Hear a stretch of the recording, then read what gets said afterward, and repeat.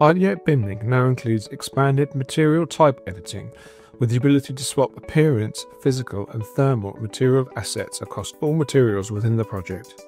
Within Ideate BIMLink, the existing Material Project Standards link has been updated to include appearance, physical and thermal material assets.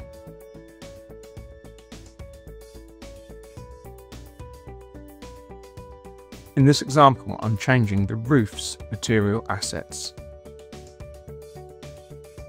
You can change and swap the material assets within the BIMLink UI. Or for faster bulk editing of the material assets, export to Excel.